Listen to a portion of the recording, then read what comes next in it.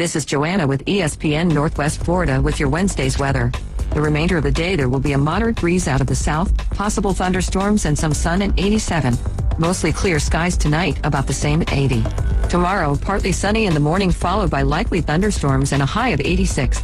About the same at 87 Friday, and we'll have some sun in the early morning and then likely thunderstorms. This forecast is brought to you by Ellis Agency Insurance. Thank you for listening to ESPN Northwest Florida. Rely on it. Los Rancheros has been doing it right for 20 years. Los Rancheros brings a top-shelf dining experience to you with the opening of their beautiful new building. Watch all college and pro games on Los Rancheros' 14 large-screen TVs with great drink specials daily from 2 to 5 and during all the games. Los Rancheros, the place for live sports and great food on 23rd Street between Jenks and Harrison. Are you looking for a place to take a leak? Do you have a truck, tractor, or other hydraulic equipment leaking or not performing as it should? At Reliable Hydraulic Solutions, we can get you back to work. Do you have a bus that are leaking hose, hydraulic cylinder or pump needing repair? If competitive pricing and a quick turnaround are what matter to your business, come see us at Reliable Hydraulic Solutions, or you can give us a call at 850-326-3000. Reliable Hydraulic Solutions, 6840 Highway 77 in Southport, the best place in town to take a leak. Get ready to discover new adventures this summer and hit the road in a new 2025 Kia Telluride from Bill Bird Kia. Whether you're traveling on the highways or off-road, you'll do it with grace and grit. Now offering 3.9% APR for up to 48 months on the purchase of a new 2025 Kia Telluride. During the Kia Summer Sticker Sales Event, experience what everyone's talking about. Stop by for a test drive today and discover the perfect fit, featuring spacious 8-passenger seating, premium interior, and advanced safety and technology features. Bill Bird Kia, the home of that 20-year, 200,000-mile warranty. Stop by and see us at 2435 East 15th Street or anytime at BillBirdKiaPanamaCity.com. The road is yours this summer and a new Kia from Bill Bird Kia. Offer from Kia Finance America for the purchase of a new 2025 Kia Telluride with $2,253 per $1,000 finance at 48 months. Quality limits cannot be combined with other finance offers. The 20-year, 200,000-mile warranty is a Bill Bird Kia warranty. See dealer for complete details. Offer for well-qualified buyers must take delivery from dealer stock through 7725. WPLQ Port St. Joe, WGSX Haven, powered by Panama City Toyota. ESPN Northwest Florida. Transmitting from the CBC Construction Studio. Get ready. Let's play the game. Sports Talk Radio will never be the same. I just don't think that anybody's going to succeed in that system. It's a bad organization. It's just a bad organization. The Afternoon Underdogs. Onion pickles, onions pickles. Live and local. Look, it's impressive. On ESPN. Northwest Florida.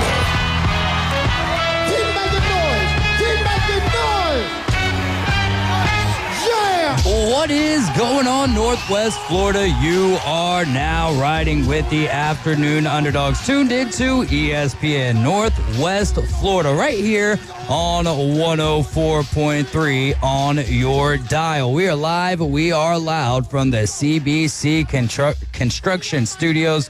You can visit their website at cbcconstruction.com or call them at 850-747-3815. We're streaming live on Facebook, on YouTube, and on Twitch. You can like and share the Facebook feed and subscribe to our YouTube channel, which is most popular here on Wednesdays because we've got Adam Goff in the building with us. Fano, what is going on? Fano's followers in the building with us, ready for the bandwagon. Yeah, man, they're big fans of the bandwagon. They also love Mo as well, and it's always nice to be back in studio with my guys here and watching my Louisville Cardinals not doing so hot against Coastal Carolina and Ryan Mulvey over there, so...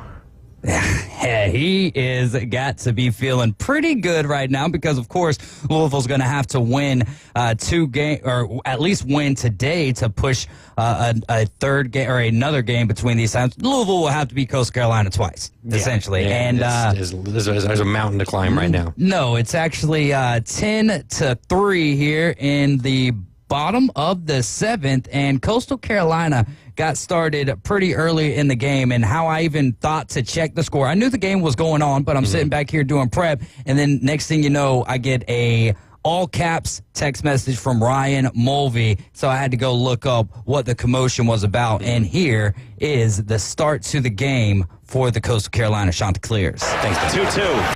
Thorndike rockets one the same way to right center. Back toward the wall, and it's off the wall. Barthel scores. Mitchell on his heels. Pano to the plate, and Colby Thorndike does it again.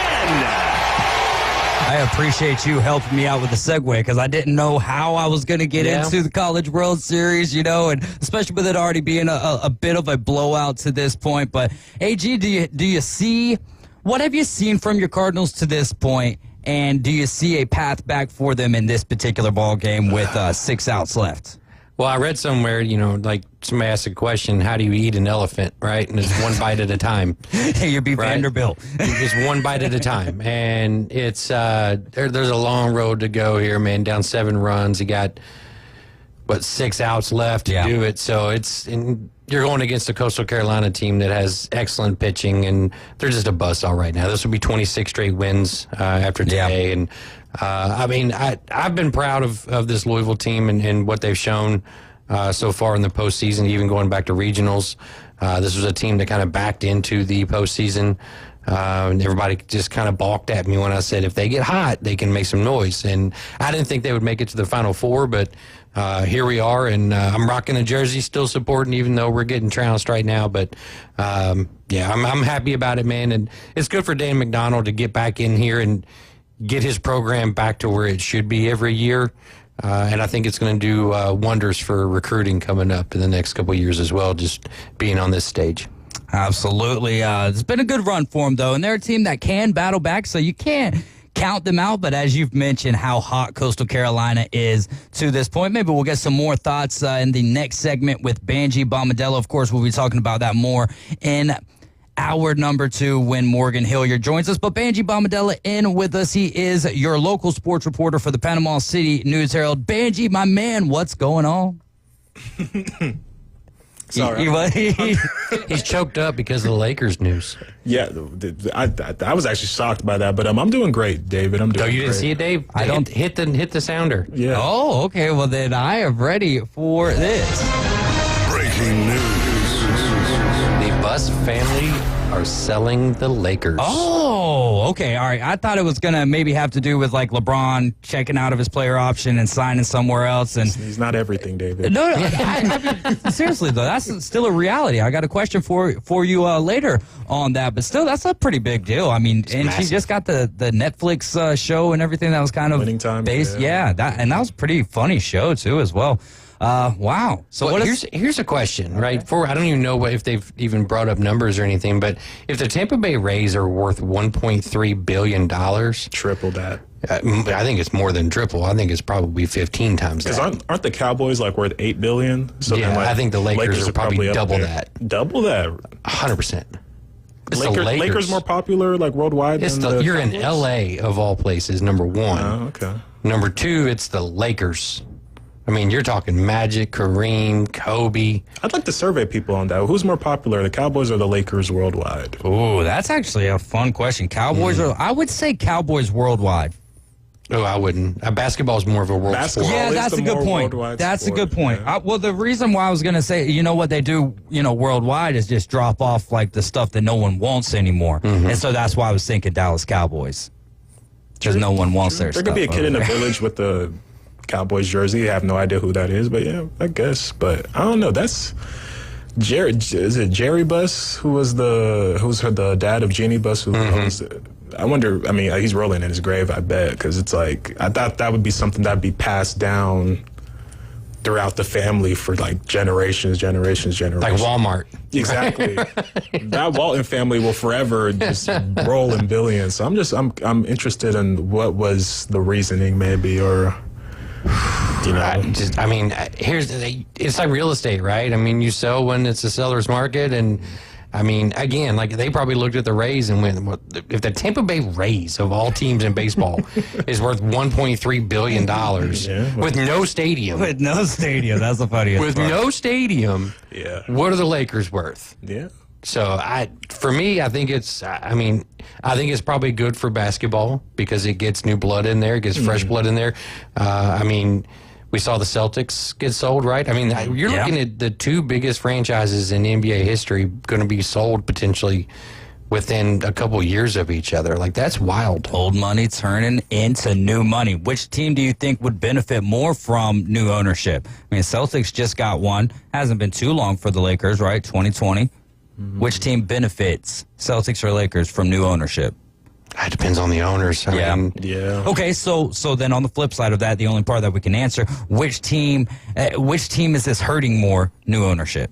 Celtics. Celtics. I do. Okay. All I right. do. Bigger contracts, Gotcha. expiring contracts, or, you know, it's No LeBron there's- James. Well, I mean, you got Luka out in L.A., right? Yeah, facts. You know, you've got Tatum coming off an Achilles injury. We don't know what that's going to look like next year. Is that the ample time for the Celtics to just say, you know what, we're going to sell off everybody and trade away, build it back, and go from there? You know, new owner, new direction. Yeah. So. New owner, new direction. You guys can call or text us today on the Red 7 Tees phone line. That number is 850-215-6290. You can visit Red 7 Tees at their website, red7tees.com. They are the brand that brands you. Mosley High School alumni Hudson Rowan transferring from Florida State to Louisiana Tech to pitch for the Bulldogs next year. He just finished up his second season with the Seminoles, and right now he's playing summer baseball with the Wareham Gatemen in the Cape Cod Baseball League. That's a heck of a team name. I've never heard of Gatemen. It's like the gatekeepers of this league of baseball here in the Cape Cod League. Bay County native. He should play a large role in the Bulldogs pitching staff next year. Over there in Conference USA. So shout out to Hudson Rowan making the move. And we know in the sport of baseball, sometimes if you're not getting the playing time, you're worse off, I would say, in the sport of baseball, not playing more so than you are in other sports. How do you feel about that, AG? Football's really tough, though, because that one you have to, but you can grow, like your body can grow and you can get better in practice. Not that you can't get better in baseball in practice. Obviously you can, but it's repetition. I feel like in baseball, particularly with pitchers, you want to be in a place that is known for developing those pitchers. I'm not sure what Louisiana Tech has to offer in terms of, you know, putting pros in the league. I know Florida State has been pretty successful lately putting players in the league. So, I mean, every kid's got to make the best decision for themselves and what they think is best. And if, you know, it's not like college baseball 20 years ago, right, where nobody knew anything about what was going on. Now it's on TV on a regular basis. It's being kept up with by pretty much everybody, because now it's on ESPN, it's on SportsCenter. You know, the internet is widely available for people to use to do some research on these guys. But if he's able to go to Louisiana Tech and have a spotlight shown on him, then you know, have at it. So be it. I think it's great. I mean, I think that he did get some appearances on the mound over there at Florida State, but he'll get more opportunity over there at Louisiana Tech, and who knows where he could be pitching beyond that. Our calling question of the day, texting question of the day, if you could replace your legs with animal legs, which animal would you choose? Yes, that is the time of the year that we're in right now, where we have to start coming up with texting questions that everyone can answer, since it doesn't have to do with the world of sports. But I mean, when we're talking about athletics, right? Picking an animal of legs that you would like. We've got some answers on a Facebook post. We'll dive into that later on this afternoon. Text your answer in now to the Red 7 Tees phone line, 850-215-6290. If you could replace your legs with an animal's legs, which animal would you choose? Last night, the Braves win in extra innings. How about sucking? How about that? How do you feel, Banji? Winning against the Mets, who are on a little bit of a slide right now. But we're not going to focus on that. We're going to focus on the fact that they were down 4-1 and came back. Here's a little bit of an audio recap from Braves Radio Network. 1-2. In the air down the left field line, and that's a fair ball down the line. Over to cut it off now, Eli White. He'll send it in. Here comes Alonso. Here's the play at second base. A dive by Ozzie, and they've got him at the bag. Eli White with a strong throw deep down the left field line. And once Ozzie got it, dove right at the polar bear and knocked him right off the iceberg. Mr. Alvarez now comes set of the letters. Cuts it loose. And that's going to be punched into center field, and that'll lay down for a base hit. Digging around third, Acuna, he'll score. Braves on the board. Olsen with that liner into center field. Spitting sunflower seed, steadies his bat. Awaits the pitch. And the 2-2. Swung on and whistled down the left field line. This is going to be big. In to score Allen. In to score Acuna. Here comes Verdugo. And he will score. The game is tied. 3 RBI double by Ozuna as he just lit the fuse and whistled one down the left field line. Alonso has grounded into a dozen double plays this season. One of those right here would be nice. And he lifts one to deep right. Going back now, Acuna to the warning track. Ronald jumps up and he reels it in. Now they throw to first and they double off Soto. It's a double play by Acuna from deep right field. Outstanding play by Ronald to make the catch, and then Soto was asleep with a switch. Big crowd, over 36,000 in the pitch. Swung on, lifted into center field and deep. On the run, Taylor. That's going to be deep enough. He makes the catch right up against the wall. But tagging and scoring and winning are the Atlanta Braves. Haven't been hearing that very much lately, but a big win for the Braves last night, 5-4. Big night for Ronald Acuna Jr. out there in right field, too, as well. What do you think of Juan Soto getting doubled up right there late in the game? That base running, he seems to make those errors maybe too consistently for the amount of money that he makes. I mean, we see a lot of the big time guys do it, right? Yeah. I mean, in the playoffs a couple years ago, you saw Harper get, with Michael Harris's amazing catch. You're being aggressive. True. Even last night, the Braves had a base running blunder that just ended up playing out in their favor with Luke Williams. He was at second base and just a little pass ball and he hesitates some, gets caught up in between second and third, but the catcher throws it back to second instead of third base, throwing ahead of the runner. That was wild. Mets fans I know are really mad at Francisco for I'm surprised he didn't, throw his helmet somewhere. Right. Yeah, but good win last night for the Atlanta Braves. They've got the Mets tonight. Coverage starts at 6 o'clock after the afternoon. Underdogs first pitch tonight, 6:15. Paul Blackburn going for the Mets tonight. Looks like a bullpen game for them as he's 0-0. ERA is 6.75, whip at 1.71, and only 6 strikeouts on the year. For the Braves, it's Chris Sale, who's 4-4, but the ERA keeps on dropping, under 3 now at 2.79, whip at 1.22, and he's got 107 strikeouts on the year. Well, were you expecting a back-to-back year performance here for Chris Sale, who's NL Cy Young worthy from last year? Well, he did win last year. Winner. That's what I meant. Not worthy. Winning. Winner. Well, I mean, this is what Boston really wanted out of him, right? But he could never stay healthy in Boston, right? I mean, we all knew that if Chris Sale could stay healthy, that this is the kind of stuff that he has. I mean, there's very few lefties out there that throw from that arm slot and has that amount of movement on their breaking pitches and can throw a heater by you. Like it's a really, really deceptive. It's tough to pick up the ball. And again, when he was healthy in Boston, he was phenomenal. Yeah. They just could never keep him healthy. Now he's down in Atlanta, and knock on wood for you guys, he's staying healthy, which you guys need desperately. At least one of the 5, right? Right. So Paul Blackburn versus Chris Sale. Braves are minus 182 tonight. Mets at plus 151, and the over-under is sitting at 8.5 runs. What's that breaking news right there, Banjo? Wait till you hear the sounder and then give it to us. Breaking news. It's already gone. The Lakers were sold for $10 billion. $10 billion. What the Celtics go for, or what are they supposed to go for? I have no idea what they went for. Golly, $10 billion. Billy.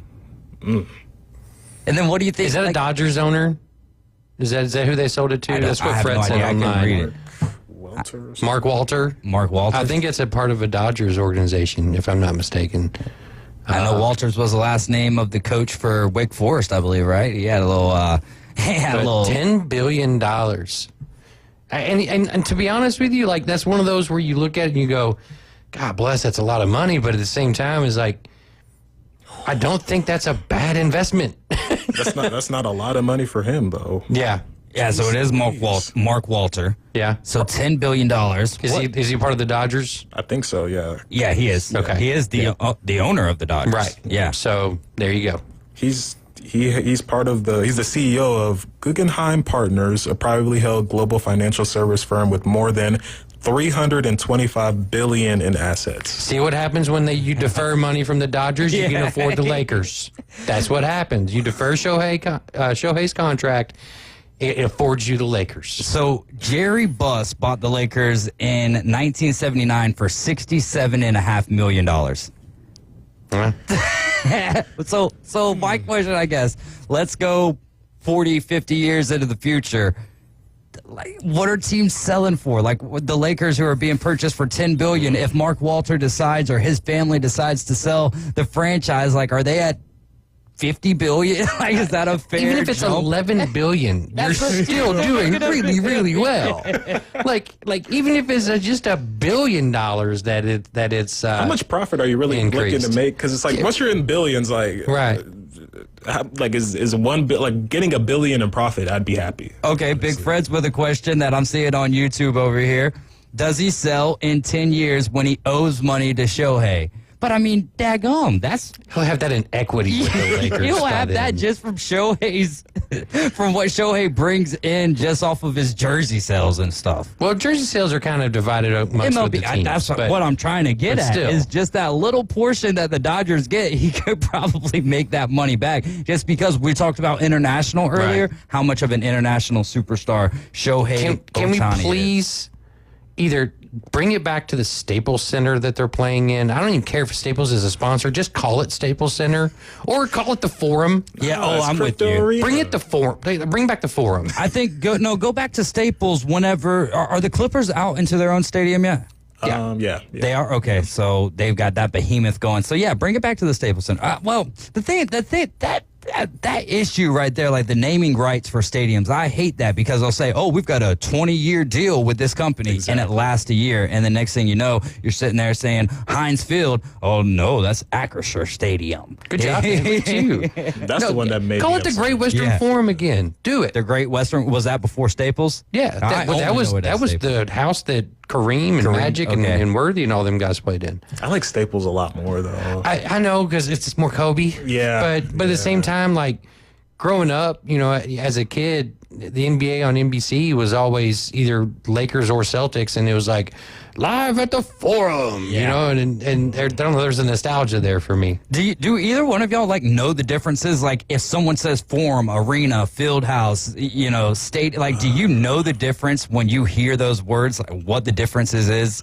in the architecture? The only one I know, I think the difference is like amphitheater. When they say like that, that's the only one I think. What does that mean? Does that mean it's no got idea. great acoustics? Amphibians live here when no one else is here. That's what it's all about. Oh, goodness. All right, well, the Braves tonight, again, Braves and Mets. Coverage starts at 6, first pitch at 6:15. The Braves are 22-4 in games when they scored at least 5 runs. Marcell Ozuna's been dealing with an injury, but also playing pretty good. 8 doubles, 11 home runs, 38 RBIs while hitting .257 on the season for the Braves. Ronnie playing great, 16 for 32 with a double and 3 home runs over the past 10 games. Is it fair for Ronald Acuna Jr. to maybe get a little all-star love here, AG, or is that forbidden since he hasn't been playing a whole lot, which I would totally understand and would agree? It's a popularity contest, right? So if he's on the ballot, then he's going to end up getting it because there's going to be enough votes for him. Well, the Braves got to have a representative over there, right? Maybe Chris Sale could, but the 4-4 record, does a 4-4 record bother you when compared to... Win-loss record is like batting average for me. Yeah, but some people still look into it pretty... And we don't even vote on pitchers anyways. No, we don't vote, no. So there is that. You guys are riding with the Afternoon Underdogs. This is ESPN Northwest Florida. We're going to take a quick timeout. When we get back, we're going to be talking NBA Finals and plenty more with Banji Bomandela. And then I got to go find out what in the world AG is back there cackling about. This is ESPN Northwest Florida. You're riding along with the Afternoon Underdogs. Have you ever wanted to reach out and smack someone? Sit your ass down and shut up! Call or text the Afternoon Underdogs on 104.3 ESPN Northwest Florida with your rants, hot takes, picks, and takedowns. This is is unacceptable at the University of Alabama. This could go 7 games. You've got to have a bad game at some point. The Red 70s studio line, 850-215-6290. ESPN Northwest Florida. Get in the game. This is Joanna with ESPN Northwest Florida with your Wednesday's weather. The remainder of the day, there will be a moderate breeze out of the south, possible thunderstorms and some sun at 87. Mostly clear skies tonight, about the same at 80. Tomorrow, partly sunny in the morning, followed by likely thunderstorms and a high of 86. About the same at 87 Friday, and we'll have some sun in the early morning and then likely thunderstorms. This forecast is brought to you by Ellis Agency Insurance. Thank you for listening to ESPN Northwest Florida. Rely on it. Get ready to discover new adventures this summer and hit the road in a new Kia from Bill Bird Kia. Our SUV family is built for all-in adventures and endless possibilities. Stop by Bill Bird Kia today and test drive a new 2025 Kia Soul, Seltos, Sportage, Sorento, or Telluride. You'll find the perfect balance with comfort, safety, and technology. Now offering 1.9% APR up to 60 months on the purchase of a new 2025 Kia Sorento during the Kia Summer Sticker Sales Event. Bill Bird Kia is the home of that 20-year, 200,000-mile warranty. See us today at 2435 East 15th Street or anytime at BillBirdKiaPanamaCity.com. Enjoy the view this summer because the road is yours in a new Kia from Bill Bird Kia. Offer from Kia Finance America for the purchase of a new 2025 Kia Sorento with $1,748 per 1,000 financed in 60 months. Qualities limited. Cannot be combined with other finance offers. The 20-year, 200,000-mile warranty is the Bill Bird Kia warranty. See dealer for complete details. Offer for well-qualified buyers. Must take delivery from dealer stock through 7725. For the 2025 Atlanta Braves, it's time to dial in, which means every game means a little more. First pitch, ground ball right side. Diving stop by Ozzie. Got him. Whoa, what a play by Albies. Tonight, it doesn't get any bigger than Matt Olson and the Braves taking on Pete Alonso and the New York Mets, live from Truist Park in Atlanta. Braves pregame coverage begins at 6. First pitch, 6:15. Your home for the Braves on the Gulf Coast, ESPN Northwest Florida. Now, we're live and local inside the CBC Construction Studios. It's real, and it starts now. Back to the Afternoon Underdogs on the Sports Talk Monster. ESPN Northwest Florida. And we're back. You're in the doghouse. This doghouse was constructed by CBC Construction. Visit their website right now at cbcconstruction.com or call them at 850-747-3815. The brand that brands you is Red 7Tees. You can visit their website at red7tees.com and call us or text us on that very phone line, 850-215-6290. I'm David Hayes along with Adam Goff, also known as Fano, and Banji Bomadella, your sports reporter for the Panama City News Herald. Banji, Coach Rondy Ross, we just heard about his resignation not too long ago from the Rutherford Rams. However, now he joins the Bay High coaching staff over there alongside Coach Mike Memon. What are your thoughts on this, and what does this mean for Bay High basketball?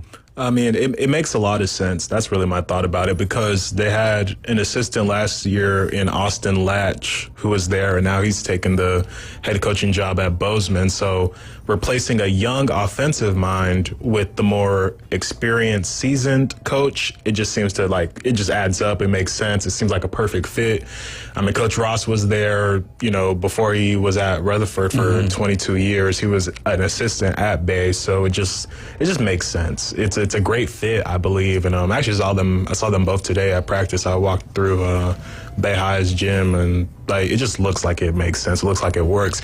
I'm just interested to see how long will Coach Ross be an assistant, because I feel like he still has it to be a head coach, and he's at, I believe, man, I don't want to get this number wrong, but he was close to either 400 wins or 500 wins. So I wonder how much that will itch at him to see, can he get that 400th win or not? Because, I think it was only 7-8 games away. So it's yeah. Well, I mean, in football, how often do we see NFL head coaches go be a coordinator somewhere for a year or two, and then they go back, right back into the reins of another organization? So And this could be huge for Bay High. I mean, they were making Gross in the right direction last year, right? And now you add another talented coach to the coaching staff. Who knows? And then also, whenever, a new coach goes somewhere, regardless if he's head coach or just on the staff, we got the high school transfer portal opening up there. So hopefully that doesn't affect too much. Would like to see some good competition on the court between Bay High and Rutherford and the rest of the county high school teams around here. All right, Benji, let's dive into the NBA Finals. I know you're happy right now as the Thunder hold maybe not happy, but just spitefully happy that the Pacers are not on top in this series. But the Thunder got a 3-2 lead. Game 6 will be tomorrow night between the Pacers and the Thunder back in Indiana. What did you think of that Halliburton 0 for 6 from the field, only 4 points? Does that night, and this is for both of y'all, and it is funny, and and I'll listen to everything that you guys got to say on it, but does that night, and also we can't forget that in the conference finals, he had that 8-point game in game 4, I believe, terrible shooting from the floor as well. Does those 2 nights or some of his off nights in this playoff run ruin the magnificence of his clutch moments? No, but David, I told you last week, normality resumed. Normality resumed. This is what we all expected. This is what now the awful shooting night. No, but I think at the end of the day, every superstar has an off game. It's a shame that your off game leaves you scoreless, but then again, Halliburton, he's a facilitator anyway. It's just the fact that 0 for 6. I'm not even surprised he only shot 6 shots. It's just the 0 for that's the big problem, especially and you saw the post that NBA Twitter made where he made 22 in a row before the game. Yeah. I saw your tweet. Yeah. He's like milk. He's like milk, yeah. I think I responded with something stupid back to that. But yeah, I think it's over. But also him now with the calf strain, will he be able to play tomorrow? We don't know. Will it make a difference? I think the series is already over now. But yeah, it's one of those things where you will remember this run. Granted, you'll remember 2025, the Thunder win the championship, but you will remember the highlight moments of Tyrese Halliburton because it was so like the choking thing with the Knicks. There's so many just highlight moments that you will remember it because next season you'll be like, can Halliburton do it again? Can he lead them? So I'll give him that. I'm going to play the AG kind of role. I don't think Tyrese Halliburton is necessarily a superstar. I think that this is a superstar type run for him because of the clutch moments. But I think when we're talking about it's the same issue to an extent that the Celtics have with Tatum. Like, you've got to be consistent with it, right? And so I think that the Pacers are, look, what we see in the NBA these days, we see 1, maybe 2 superstars on a team and then some role players, whereas the Pacers are kind of 3 strong stars but not superstars, and then because they don't have a true superstar, unless you want to count Pascal Siakam as one, but I still don't count him as a superstar. I think they had 3 stars, the other being on the verge of it with Miles Turner, right? I don't count him as a star. Okay, that's fair. That's fair, and that's fair. But I would say that he's and that's why I said he's on the bridge rather. But with that, they're able to have their role players a little bit more advanced, or maybe they have a deeper set of role players than what other teams do. The thing about Halliburton's game that I think really people really don't focus on too much in a negative way is he's not getting to the line. Right? I mean, you're a facilitator, you're a guy that's going in and throwing up all these floaters, and you're trying to hit these big clutch shots, but why are you, if you're 0 for 6 and you're not shooting the ball well, why are you not trying to get to the line? Yeah. You know what I mean? Which he did. That's how he got his 4 points. But that's when, and it was very late in the game, and at that point, it was almost like you should be on the bench because I think you're not being able to score is costing us more than how swift you're able to move the offense. But going back to Game 4, when the Pacers had the lead in the fourth quarter, and all of a sudden you see, SGA, which stands for shoves guys away, by the way, when he starts doing his thing, and then you kind of see Halliburton kind of fade, and he kind of disappeared, and on the offensive side of the ball, and you're going, well, why are you not trying to drive the ball to get fouled and get 2 points the easy way. Like, that's where I think you see a difference in, a guy like Steph Curry or, a Chris Paul, some of these guys that have been there for a long time and have done it as facilitators as well as scoring, that he doesn't have that part of his game yet. Mm-hmm.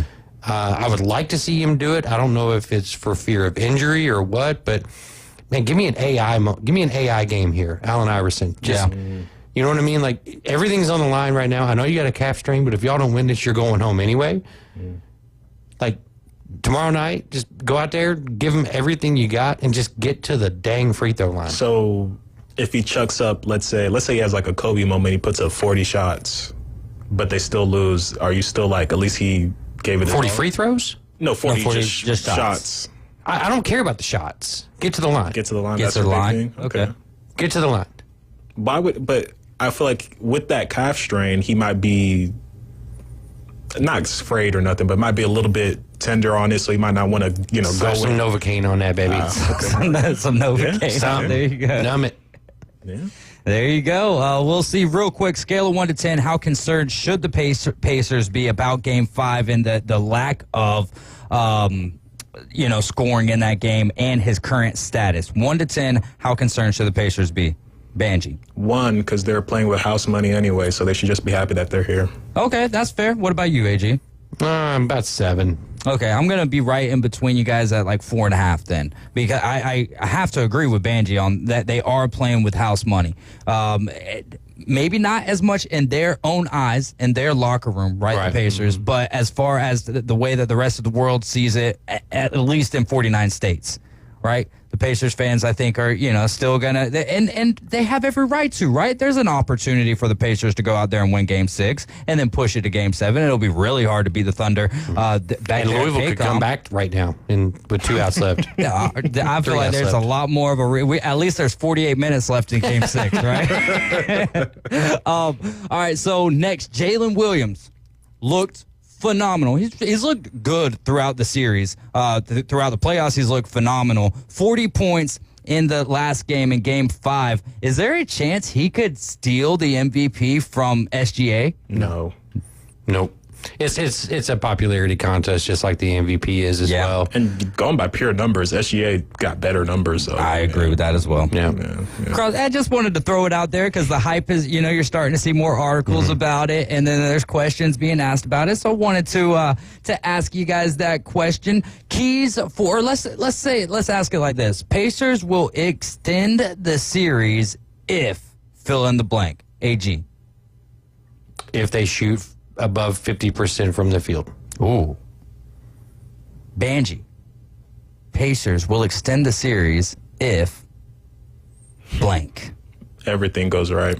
I think you could use that for every game of all time, right? Exactly. All right. So for me, Pacers will extend this series if everything goes right. Yeah, that's perfect. No, I think that they'll extend the series. I think them playing back at Indiana, they lost Game 4 on the home court with a did they dominate the whole game? No, but they dominated more in that Game 4 across the 48 minutes than they had in any of the previous games. So I think that it hurt them even more so losing that game in Indianapolis. So using the home court advantage, and I won't even say Hallie needs to get to the line because that's not necessarily his game, but I will say that Hallie needs 14 points in this game, but he needs 10 or more assists. He's got to have the double-double in this game, and then Pascal Siakam's got to continue to be the guy that he's been with 20-plus points in pretty much every game. The Thunder will clinch if, fill in the blank. Banji, make it easy. If everything goes right. I'm going to just say if SGA has his 35, 33. I'd say if he reaches, I feel like he's going to have a statement game. What's the question again? The Thunder will clinch the series. The Thunder will win the series if SGA has a statement game. Okay. Now, has he had a statement game in this one? Even he's had moments. He's had moments. Yeah. He's had moments where we all got to see him shoving the guys away. No, he's had moments. He's automatic when he's backing a guy down. Right. and he turns around. You know what's going in. The mid-range is back in this NBA now. The mid-range it's beautiful to watch. The other part of his game isn't, but the mid-range is cool. Have you enjoyed watching this series, AG, compared to other NBA series? Yeah, I like it because there's a lot of offense. Yeah. Right? I mean, you there's see a lot of defense, too. You see the defense in the fourth quarter. Like, I'm used to NBA finals and NBA playoff, like the Eastern Conference, Western Conference finals, having, a lot of really, really good defense, right? And that's what we all laugh about the NBA, and they're like, oh, they don't play defense until the fourth quarter. In the playoffs, it's different, right? Especially when you're this deep in the playoffs. So, when you see these two teams going, I don't consider them defensive dynamos by any stretch of the imagination. They're just scoring. And it's, who's going to outscore the other. So it's been fun from that aspect. But I don't know. There's something missing, and I don't know if it's maybe the Pacers don't have that guy. Yeah. Right? Like, the Thunder has SGA, MVP. And Jalen Williams could possibly be a superstar on another You've got the Pacers where it's like Halliburton. It's like all these guys that are like really, really good. Yeah. But there's not that guy. Right? We're like, I think the Pacers are missing that guy, and that's what's missing from this series. Which is exactly what I was saying earlier with Halliburton not necessarily being a superstar. I consider him more of a star. Same way with Siakam. And then I think I consider Miles Turner a star only because he's been the pillar of the Pacers throughout he's been with us for 10 years now. You know what I mean? So I consider him a star of Indiana. But, yeah, I get where you're coming from saying that he's not on the star level. I have no argument back towards that. But, yeah, that's a good point. The X factor for the Thunder will clinch. I think Banji said this in one of the times we were talking about the finals. But for the Pacers, it's you can let SGA get his, but Chet Holmgren can't get his. Jalen Williams can't get his. Those guys need to stay below their averages. Then you have a chance at pushing this to a Game 7 and going back to Paycom Center. But that's the Thunder will clinch if Jalen Williams or, not both, Jalen Williams or Chet Holmgren gets over 28 points. Which, Chet Holmgren, 28 points, probably not. Jalen Williams, good possibility. He's living around 20 to 25 or so in this series, and then you have the 40-point outburst. Which, wow, how fun was it? Maybe it wasn't fun for me to watch, but how electric was it watching him get to the bucket in Game 5? Oh, absolutely. Yeah, again, man, that's where you look at a team like the Pacers and how they're constructed, and you see that this deep run that they're on, and you go, goodness gracious, what kind of coaching are we seeing here, right? For these guys to get this far, and because nobody thought that we were going to go to Game 6 in this series. Game 5 was a possibility, but not likely. And now here we are talking, could this go Game 7? Give me an X factor for Game 6, AG. Dort. Give me the Dort. Oh, Lou Dort. That's a great pick. What about for you, Banji? X factor.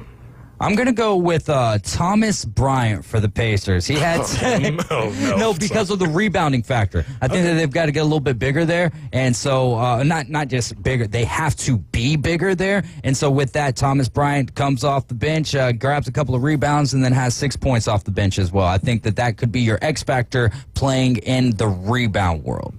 Give me Chet. Give me 5+ blocks. Oh, 5+ blocks. There you go. That'll be very nice. All right, let's see. KD.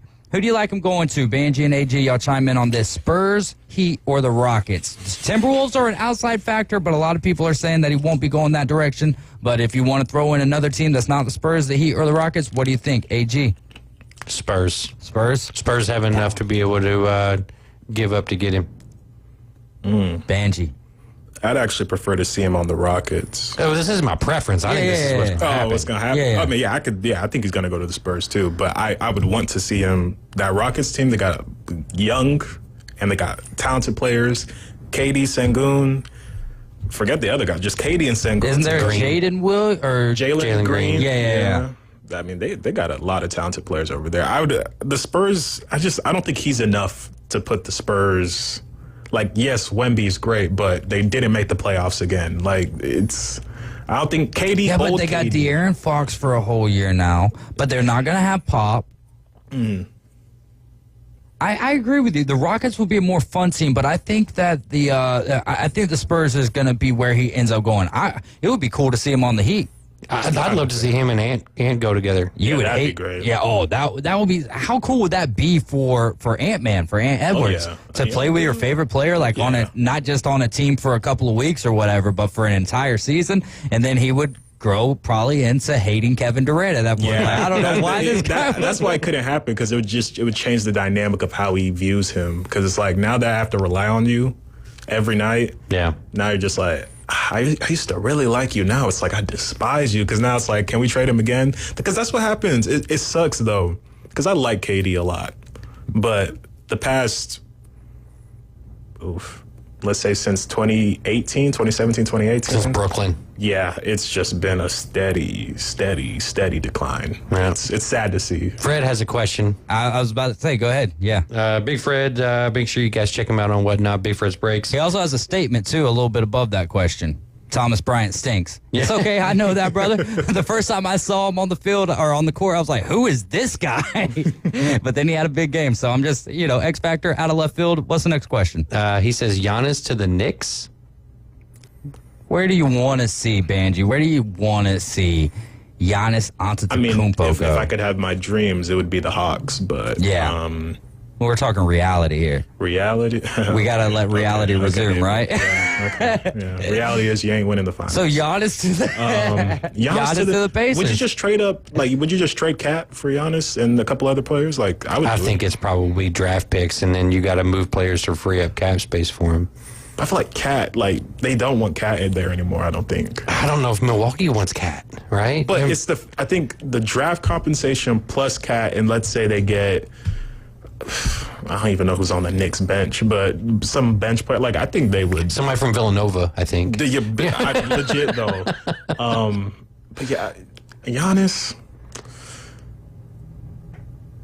Back in Milwaukee. Send Giannis to Dallas with Cooper, Giannis, and Kyrie. Yep. The league won't allow that. And Anthony Davis over there, too. Street clothes. Well, you would trade AD. Yeah, you would have to trade. Yeah. But Milwaukee wouldn't want damaged goods like that. Yeah, that would be so dumb. It depends on the amount of draft picks they get back. That's true, too. Or would you rather have AD or Cat? Let's put it that way. I would rather have Corey. I'd rather have AD. I'd rather have AD.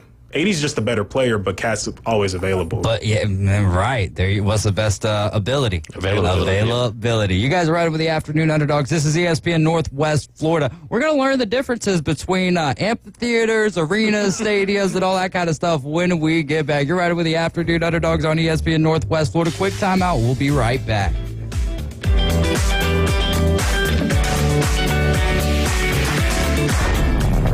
Get in the game.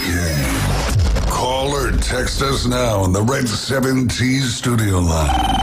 850-215-6290. Weather in the Panhandle never stops. Turn to 104.3 ESPN Northwest Florida. This is Joanna with your latest forecast. Up to the minute weather reports all day long. A chance of thunderstorms and moderate rain. In-depth storm coverage. Winter Storm Enzo. And breaking weather as it happens. Hurricane Helene. ESPN Northwest Florida. We do have a tropical storm warning. Rely on it. This is Joanna with ESPN Northwest Florida with your Wednesday's weather. The remainder of the day, there will be a moderate breeze out of the south, possible thunderstorms and some sun at 87. Mostly clear skies tonight, about the same at 80. Tomorrow, partly sunny in the morning, followed by likely thunderstorms and a high of 86. About the same at 87 Friday, and we'll have some sun in the early morning and then likely thunderstorms. This forecast is brought to you by Ellis Agency Insurance. Thank you for listening to ESPN Northwest Florida. Rely on it. Ellis Agency Insurance has been serving Panama City and Bay County for years. They offer a full line of affordable insurance coverage of all types. Many people are attracted to Ellis Agency Insurance because of their friendly, knowledgeable staff. Call independent agent Johnny Ellis for a true comparison of your personal or business insurance. Ellis Agency Insurance at the Old Cullen Insurance location, 1134 Harrison Avenue, across from Dandy Donuts and Deli. Call 763-1627. That Boot Store invites you to stop by and help celebrate the opportunity to live in the greatest country on God's green earth, the good old USA. That boot store is proud to carry the highest quality American-made boots, along with a complete line of Western accessories. Next to Bill Bird Kia on 15th Street, open Tuesday through Thursday 9 till 5, Friday and Saturday 9 to 5:30. And remember what Joe always says, put Jesus in your life every day. Transmitting from the CBC Construction Studio. ESPN Northwest Florida. The tradition continues. It is a walk-off home run for Sean Murphy into the Braves bullpen. Now back to the Afternoon Underdog. ESPN Northwest Florida.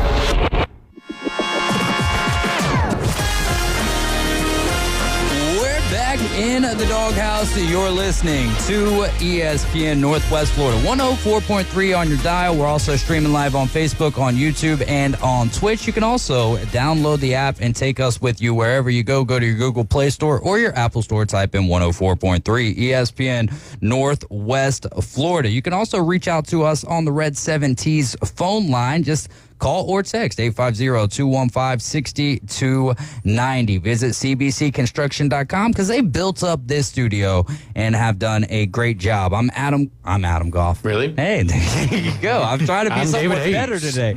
I'm David Hayes along with Adam Goff and Benji Bombadella. Great to have AG. Real quick, tell us, first off, tell us about who we've got going at ESPN Northwest Florida for Best of Bay, and then tell us about what you and Carla have going on. Fantastic. Thanks for nominating the Inside Drive with Ryan Mulvey and the Coach Hale Morning Show as your favorite radio show in the Best of Bay from the News Herald.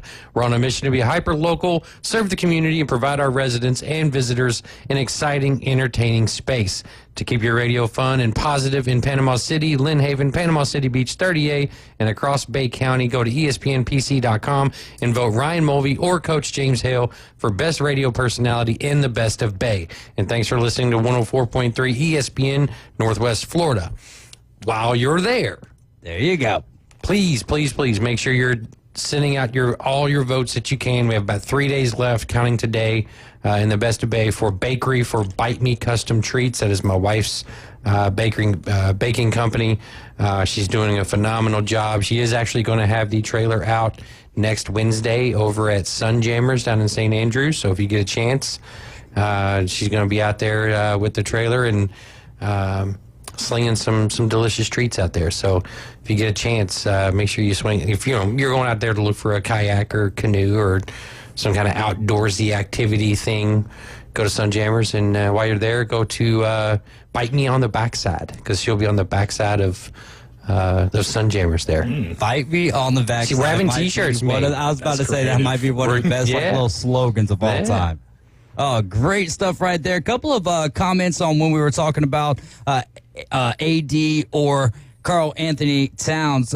Big Fred says Cat is always available because he doesn't play through contact. And then Chef Ross on Facebook says Cat has gotten Tibbs fired from two teams now, being the Minnesota Timberwolves and the New York Knicks. We're also going to do instead of doing trivia now, brought to you by Hiller Plumbing, our confident service technicians will provide you with a solution for any home plumbing, heating, or cooling problem. Let us show you how we can make you a happy Hiller customer. Contact your trusted licensed technician in Panama City today. Call the Happy Face Truck today at 850-495-7822 or visit their website, happyhiller.com. Instead of playing trivia, I'm going to start doing a segment called Guess That Player, and you can call in on the Red 7T's phone line right now, 850-215-6290. I've got 8 hints for you guys, and I'll give away a hint per caller.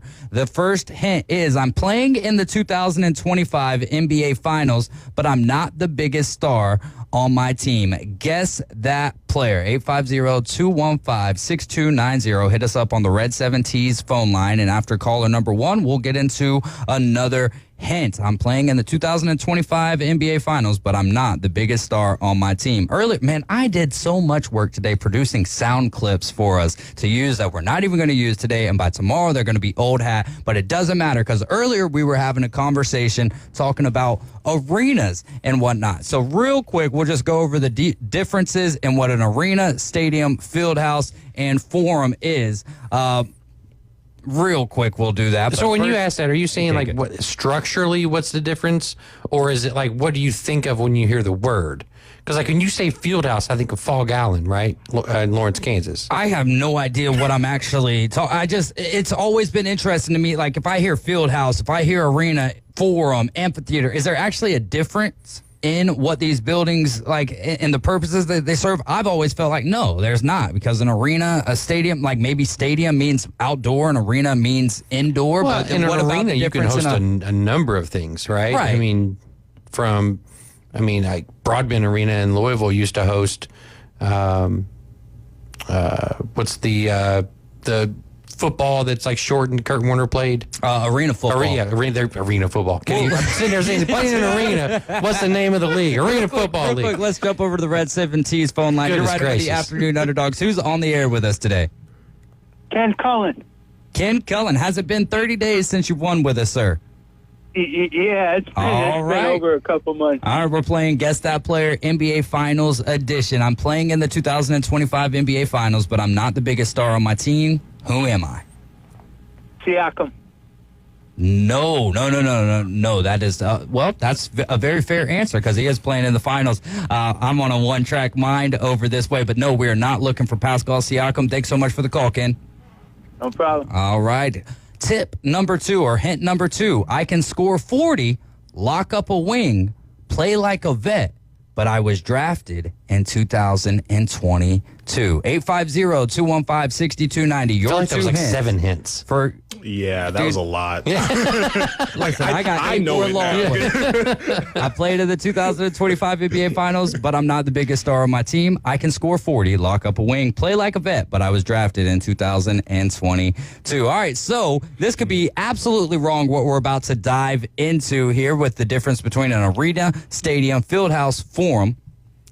So those are the 4 differences that I got. But this is an AI overview, which means that there is a good shot that some of this is going to be just a little bit off. But tell us what you guys think by calling in onto that Red 7T's phone line, 850-215-6290. Arena, the definition, typically an enclosed venue with a roof and walls surrounding the playing area. Size is generally smaller than stadiums, often seating around 20,000 or less. The use, versatile, and can host a variety of indoor sports like basketball, ice hockey, and indoor track and field, as well as concerts, exhibitions, and conventions. Stadium, definition, often an open air or partially covered venue with tiered seating around a field or stage. Size is generally larger than arenas, designed to accommodate larger crowds, potentially tens or even hundreds of thousands of spectators, primarily used for outdoor sports like football, baseball, soccer, and athletics, but can also host concerts or other large-scale events. A field house, definition, an American English term for an indoor sports arena or stadium, often used for college basketball, volleyball, or ice hockey, or a building providing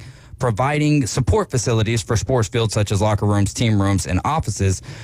Can house an indoor track, courts for various sports, and sometimes recreational features, but in informal sense, it can also refer to a building mainly used for practice, locker rooms, and less popular sports without large audiences, and the Pacers play in a field house. We're going to get back to our Guess the Player. You're riding with the Afternoon Underdogs. Who do we have on the air with us? Ken Cullen. All right, Ken, well, give us another guess, brother. Give us another guess. Jalen Williams. Yeah, you are right.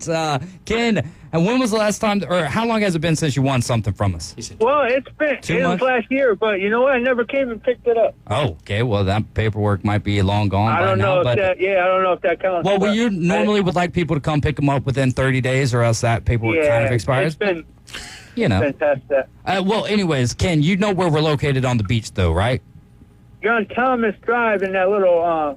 Yes, sir. All right. Park. Yes, Office sir. Park, yeah. Yes, sir. Navy Boulevard. That's what it's known as now. But yes. Oh, my bad. Yeah, no, you're fine. You're fine. I'm hosting and running the board today, so I don't have really time to jump off and grab your information. So knowing that we know you and you know where we're at, we're good to go. You have a great day, and thanks for playing along with us. Okay, I'll come check you guys out. Thanks, man. All right, good stuff there from Ken, winning $25 to not the, but that boot store, 12-pack of Buffalo Rock, and also 2 passes to Kingdom Splash Fest. Back to our final informational points here. The forum, definition, traditionally a public place, especially in ancient Roman cities used for judicial and business affairs and as a place of public assembly. It can also refer to a place, situation, or group where people exchange ideas and discuss issues. In a broader sense, it can refer to a meeting, assembly, or online platform for discussion. So there you go, the online forum. When you were talking about the stadium, I was thinking like, you know where the Astros play at, right? Mm-hmm. Minute Maid? Used to be Minute Maid. Is it not Minute Maid anymore? It's something else. What? Yeah. Because that's a baseball field, but it's covered up like a dome. Retractable roof, yeah. Dakin Park? Yeah. Stupid. This goes right back to what we were talking about earlier. Acrisure. Well, now instead of Paul Brown Stadium in Cincinnati, it's Paycor. Yeah. Yeah. Hey, you got Paycor, you got Paycor paid for Jamar Chase and Joe Burrow and D. Well, they can't pay for Trey Hendrickson or Shamar Stewart. Keep them around my Dude, the Shamar Stewart thing is wild to me. Oh, good. Well, we got 4 questions for Fano. Was it on there? Okay, yeah, I haven't looked ahead. That is on there. Benji, we're running out of time here. Anything you want to leave the people with, my friend? Ooh. Fred wants to ask you a question. Okay. Okay, yeah. Who do the Knicks go with as their coach? Do they go back to Tibbs? No, once you fire them, you can't. You can. Nah. No way. You get fired from a job, you're gonna if they knock on your door the next day, you're gonna take it again. Depends on the money. Same money. Same money? Yeah, why not? J.R. Smith to the Knicks. J.R. Smith, there you go. I mean, why not? Why not? Yeah. Or you can get another former Nugget, Carmelo Anthony. Think he's ready for coaching? No. You bring Giannis over in a trade and have him coach and play like Bill Russell. No. You bring Giannis over and you have Thanasis and what's his other brother? Is it Alex? Alex, yeah. And there you go. How do you that poor brother? Is it like Alex Sinixis or something? Like, I mean, seriously, like you have Alex and Giannis, and then the other one I can't even pronounce. Like his parents just said, you know what? We're tired of saying these names. We're just going to call you Alex. It's something Greek though. It's like Alex the Licklicus. That's what I was going to say. Yeah. So like they're just like, you know what? We're tired of saying all these long names that we named our kids. We're just going to, especially with the last name. So we're just going to call you Alex. I've seen that though. It's crazy name, and then Gabe, and you're just like, what? Right. Joe Antetokounmpo. It's like when you get them extended car warranty calls, and it's like, hey, hello, my name is Jim, but a totally different accent. You guys are riding with the Afternoon Underdogs. This is ESPN Northwest Florida. We're going to take a quick timeout. When we get back, we'll be ready for hour number 2. Big shout out to Banji Bombadella. Go check out his content, The Bandwagon, at the Panama City News Herald. Hour number 2 of the Afternoon Underdogs when we get back. Reach out and smack someone. Call or text now. 850-215-6290. The Red 17 Studio Line. ESPN Northwest Florida. The Atlanta Braves play here. After picking up series wins against the Brewers and the Rockies, the Atlanta Braves look to keep the momentum going versus the division-leading New York Mets. Swing and a ball belted left field. Beck on a late jump, tracing it to the wall. It's gone! 3-run home run, and the Braves have their first lead of the night. Tonight, we'll have live coverage from Truist Park coming up at 6. ESPN Northwest Florida. This is Joanna with ESPN Northwest Florida. Here is your weather forecast on this Wednesday evening. As we head into tonight, mostly clear skies and a low of 81 with a light breeze at 6 miles per hour coming out of the south-southwest. For tomorrow morning, possible thunderstorms and some sun and a temp near 86. In the afternoon and evening, a chance of thunderstorms and some sun and a high around 87. This weather forecast is sponsored by Mid-South Lumber, the best little lumber yard in Panama City.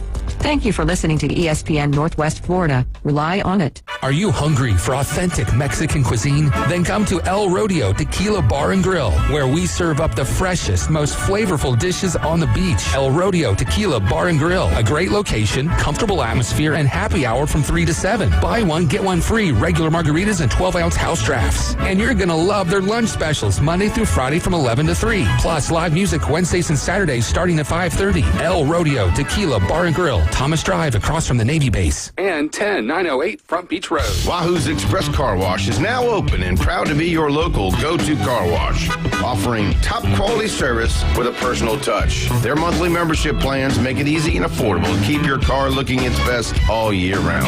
Wahoo's Express Car Wash has advanced equipment and an experienced team to ensure every vehicle leaves sparkling clean. Committed to fast, friendly service and spotless results every time. Come see the difference at Wahoo's Express Car Wash, intersection of Michigan Avenue and 23rd Street.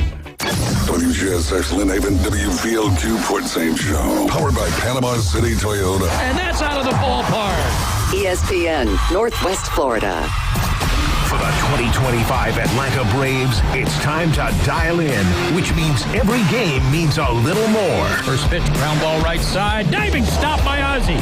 Got him. Whoa, what a play by Albies. Tonight, it doesn't get any bigger than Matt Olson and the Braves taking on Pete Alonso and the New York Mets, live from Truist Park in Atlanta. Braves pregame coverage begins at 6. First pitch, 6:15. Your home for the Braves on the Gulf Coast, ESPN Northwest Florida.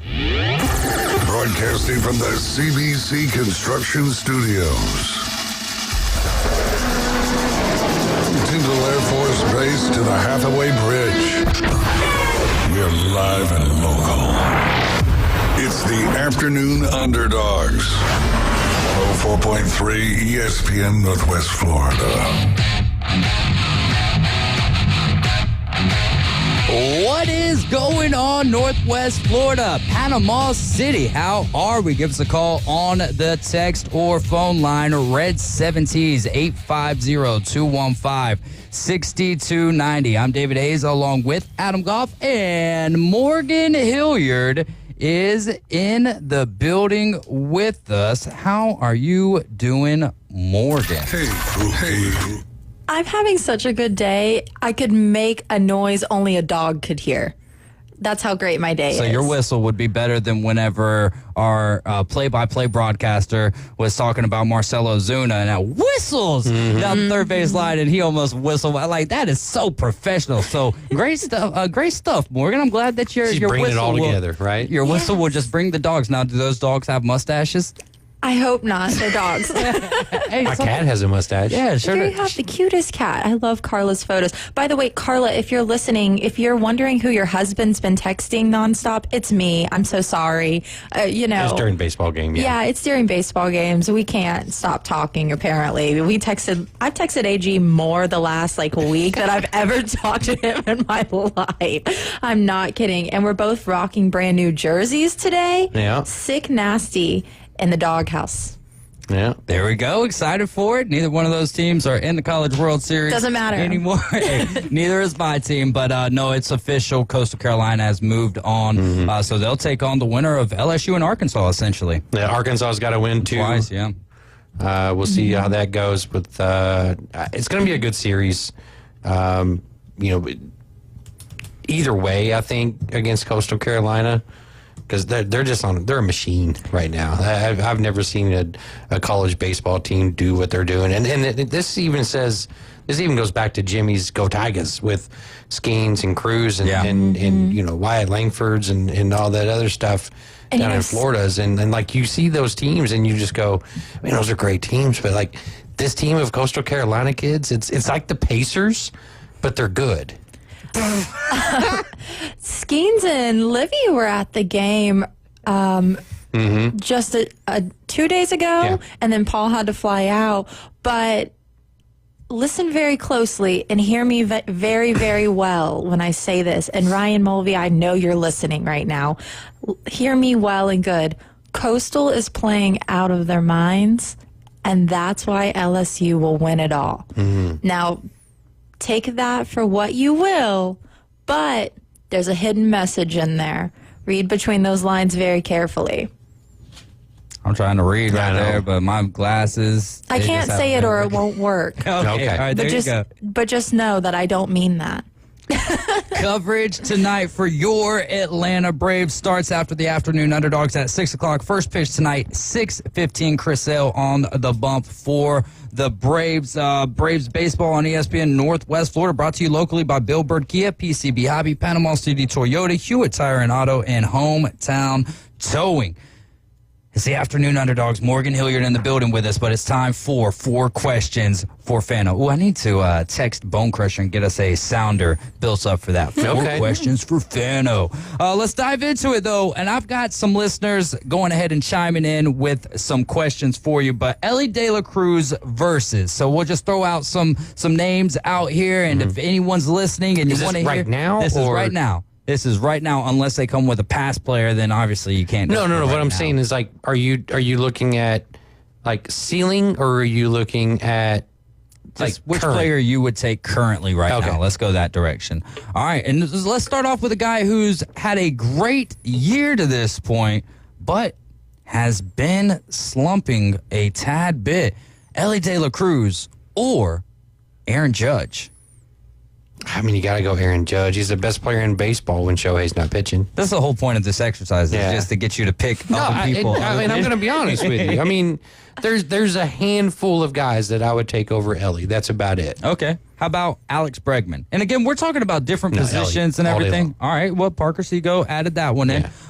Jimmy comes back with Bobby Witt. That one's tough. That one is a little bit tougher. Bobby is the complete package. Ellie hasn't gotten there yet. But Ellie has the highest ceiling, I think, of anybody in the league right now. That one's tough. Give me Ellie right now.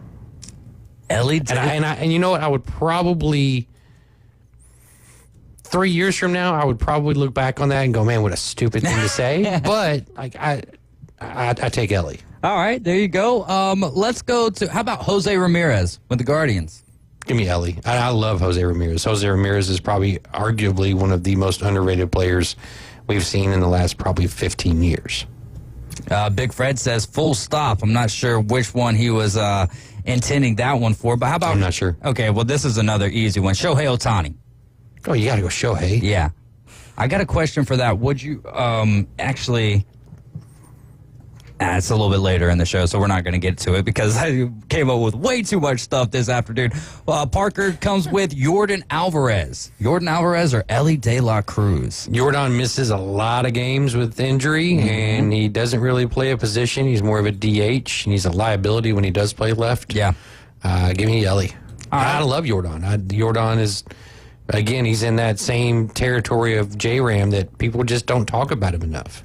All right, so for me we're going to play a little side bracket here. Okay. Gunnar Henderson or Jackson Holiday? I mean Gunnar. Gunnar? All right. And I think it's closer than most people want to believe it is. Jackson Holiday is starting to figure it out. Yeah. And right now he's probably swinging the best bat on that team, other than Ryan O'Hearn, who's probably going to get dealt at the deadline. Yeah. So Gunnar or Ellie? Give me Ellie. All right. How about from Parker, Kyle Tucker? Great year. Tucker's in that top 5 category right now. Ellie's not. He is in my heart, but give me Kyle Tucker. Oh, okay. So this is what Big Fred was saying. Aaron Judge, Bobby Witt, Shohei, only 3 players that he'll take over Ellie, period. Right. And then I mean, I think Kyle Tucker is in that conversation.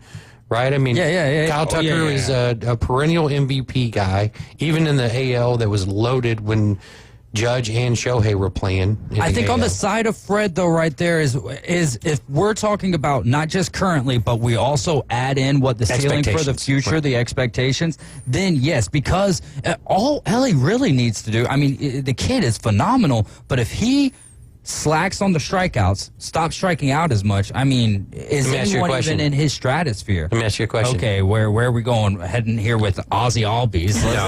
Who has more strikeouts right now in the season, Shohei Ohtani or Ellie De La Cruz? Oh, let's see. I haven't looked at the stats. I know the last time that I looked at, but most of the conversation surrounding Ellie strikeouts this year has been his career to this point compared to Tony Gwynn or whatever, right?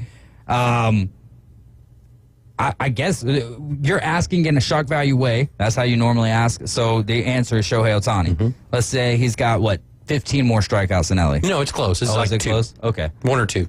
All right. But still, I mean, that's the thing is people want to knock him for his strikeouts, but, in the same breath, you're not knocking Shohei Ohtani. I mean, if you look at Ellie's numbers right now, going into last night's game, He was the number one shortstop in the league in several offensive statistical categories. All right, this one from Parker. Let's go. Or actually, we've got both of these from Parker, two former Red Sox who have moved to the West Coast. Let's start with the one who did it first, Mookie Betts, Ellie De La Cruz. Ellie. Let's go to the one who was just traded right before Sunday Night Baseball. And that'll be our last one, then I'll move to another question. Oh, Rick has one as well on Facebook. Okay, all right, we'll go with Rick's real quick. Ellie or Cal Raleigh? Cal Raleigh, yeah, there you go. Dumper, give me Ellie. Yeah, that one's...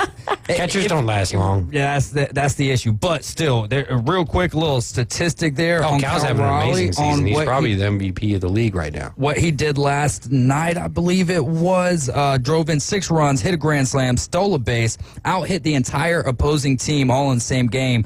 He's the first player in Major League Baseball history to do that. All right, our final one. How about the trade that just happened, Rafael Devers or Ellie De La Cruz, and then give me your breakdown of that trade. Your thoughts on that? Ellie De La Cruz, and I don't think it's close. Yeah. I love Rafael Devers. Yeah. I think Rafael Devers leaving Boston is one of those head-scratching moves, which I get from the side of the Red Sox of trying to get rid of somebody that just doesn't want to be there. But, like, why not try to do whatever you can to assist this guy in wanting to be there, because the production you were getting out of him, I mean, he was leading the league in RBIs when they traded him, right? You know, Cal Raleigh has since taken him over, but you're taking a guy that is leading the league in RBIs and he doesn't want to be there.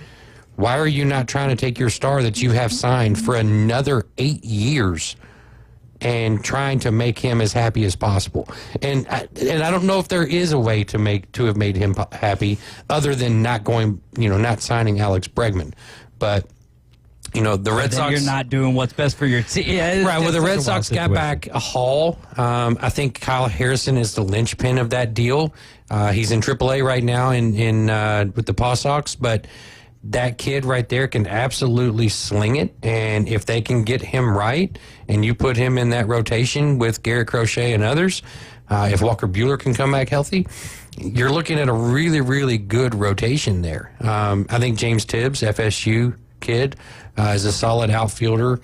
I don't know much about the Bayo kid, but I was shocked that the Giants were able to get somebody of Devers that is not only like a 1 or 2 year deal left. Yeah, 10 years. It's 8 years left. 2033, yeah. And you're not giving up a Bryce Eldridge, right, which is their number one kid, first baseman. He's also a two-way player. I think they're going to focus more on the first base side.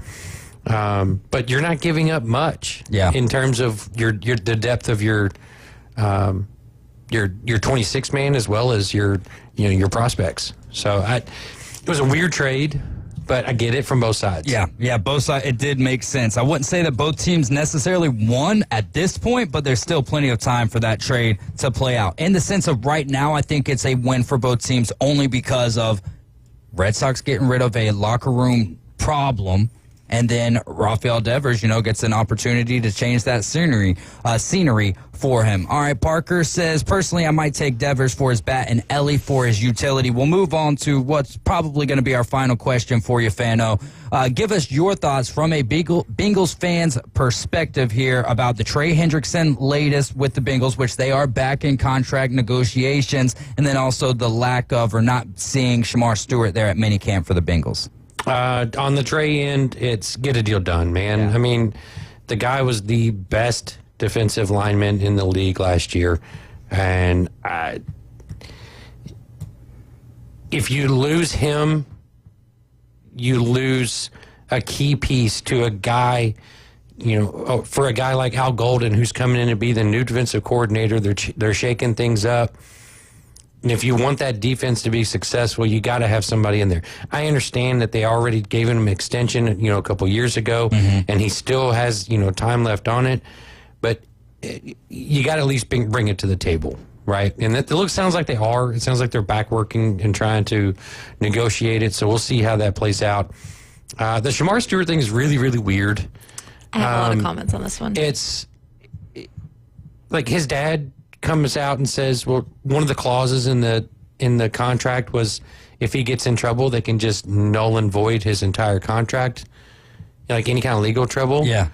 And it's like, okay, well, that kind of verbiage I think is fairly common, but from Shamar Stewart's side, it's like, the numbers are there, but you have this in here. Like, why do you have this in here for me and you haven't done it for other guys? Yeah. Right. So, like, what makes me different? I haven't been in trouble before. I've never done anything wrong. I think that's fair of him to ask that. It is. But I think the whole point of this is, and it's similar to what the Red Sox did with Devers, is like they just start airing dirty laundry. Yeah. And it doesn't need to happen. And it just makes you look bad. And despite the fact that you have somebody like Joe Burrow, Jamar Chase, T. Higgins, you've got that trio there, it doesn't make free agents feel warm and fuzzy about coming over there to play with those amazing guys when you have an ownership that is out there doing these kinds of hinky, weird deals, right? Like that's where I'd take it. It's like, sign the kid. You took him probably 20 picks too soon. Sign him. Like, don't double down on your situation here, right? You could have gotten him in the second round. You chose him in the first round. Now you're making it seem like he's the bad guy here. Like, what are we doing? I love it. I love the take there. Jimmy says Bengals can't afford to lose, Trey. Their defense was trash last year. Got to keep the one good pace. Now, Caveman Rick is not with us. We've come to know him as the judge on Wednesday. So I'm going to have a new segment that we're going to try to sneak in here on Wednesday. And when Dave says not with us, he doesn't mean he's no longer with us. He means he's not here today. If you got a problem, he's all over Facebook right now commenting. So, yes, Caveman Rick is alive and well. He had a dental procedure done today. He's not able to be with us. But when we get the judge back, I want to start doing this segment weekly called Sports Court. Guilty or not guilty. We'll do one that's kind of easy we'll do one today that we can kick around, and then we'll get into college baseball with Morgan coming up next. Let's go with Hard Knocks should be mandatory for every team once every 5 years. Do you think that is a guilty or non-guilty? Basically, it's like buy or sell. Buy being guilty, not guilty. I think that's a not guilty clause. I did all this just so I could do this. Not guilty.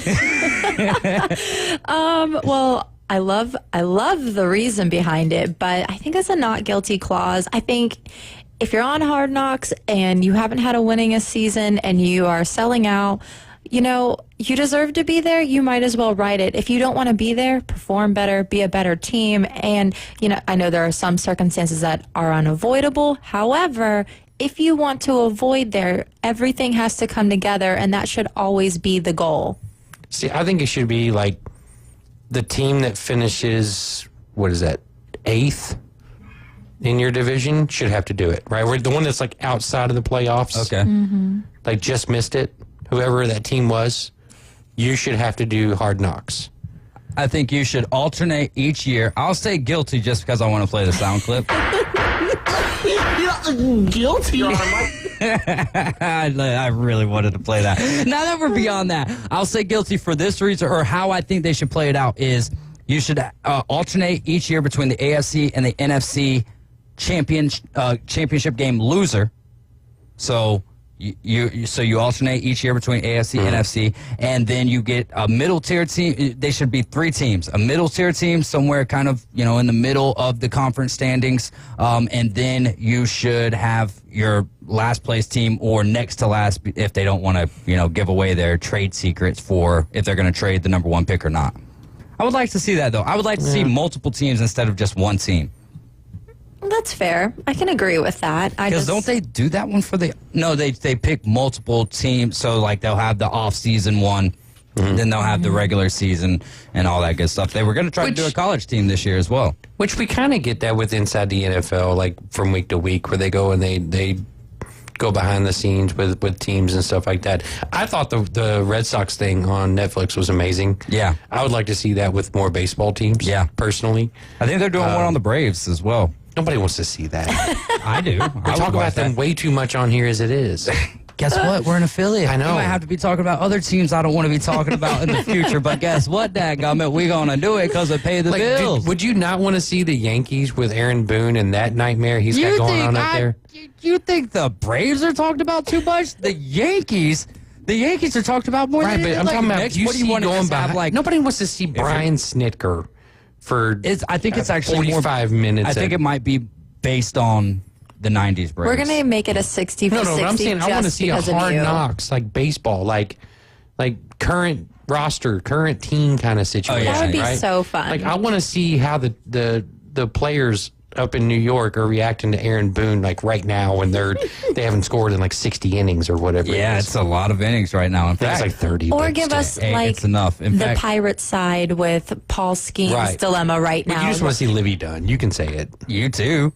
Everyone does, but honestly, I think she tries way too hard, but that's just me. Oh, she's a tryhard. I think she tries way too hard. Anyways, but what he has going on with giving up barely any runs, having an amazing start, and not having the relief or the defense to back him up sometimes, and maybe sometimes, I think the last stat I saw, he had only given up like maybe 4 or 5 runs. I can't remember if that's correct or not. I might have my stats flipped around. I believe it was last Friday against the Cubs, right? And he's got a 1.78 ERA and he's 4-6. Yeah. Insane. That's crazy. I want to see something like that. Hey, you brought up the Yankees, so we got to play the soundbite since I got it in. Okay. And here's the payoff. Swing and a miss, and that will do it.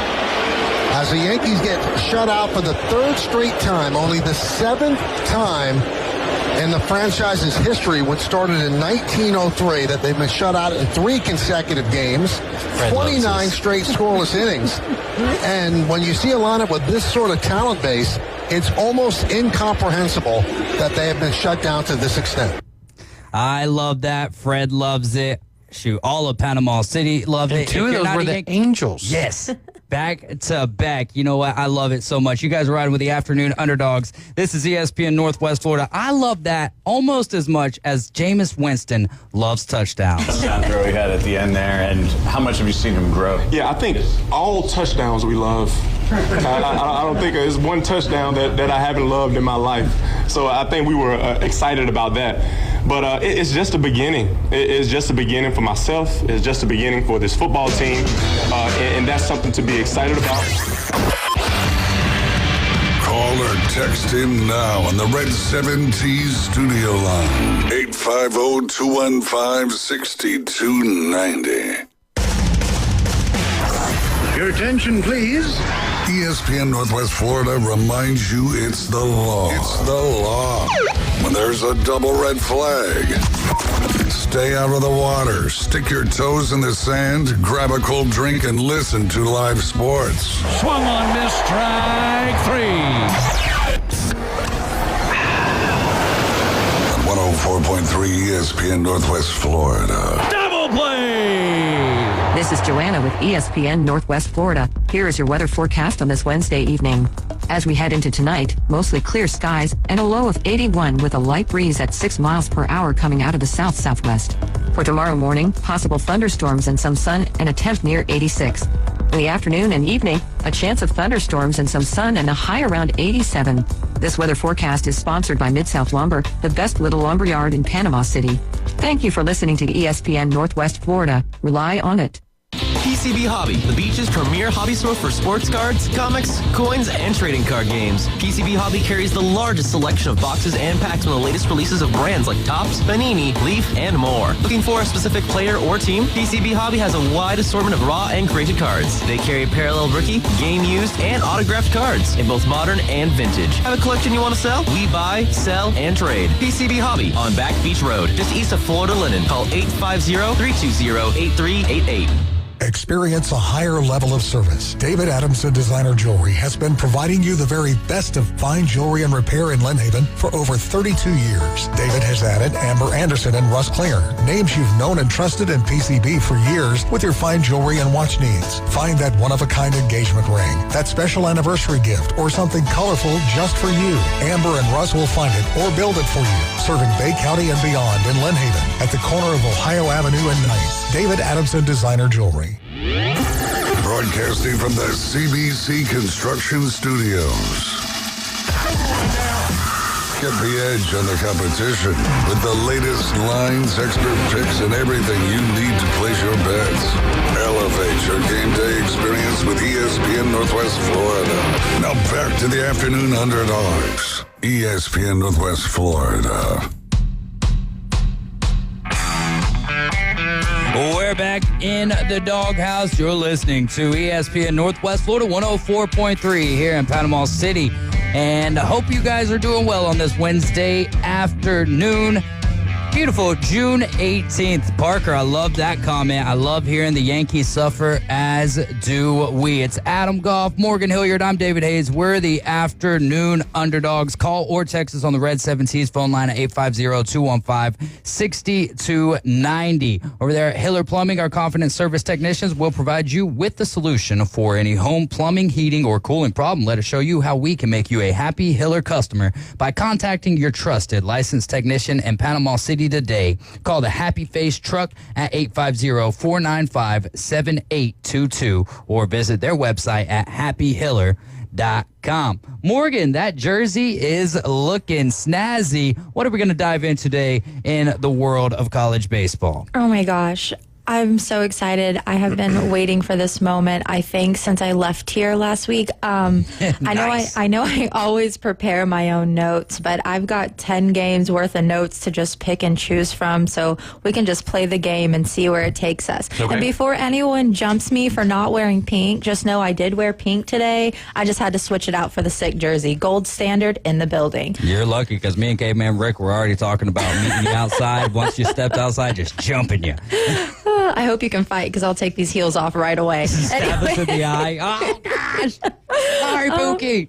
Let's do a picks recap last week. So me, Rick, Dave, and Banji voted. AG, I know you weren't here because you had other things to attend to. However, Caveman Rick won. Dave, Banji, and I all went 2 for 2 on our first matchup picks. Yeah. And Rick went 3-1. So shout out Rick. I know he's watching somewhere.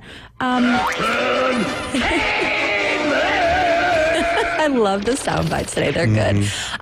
Let's just start with Charles Schwab Field.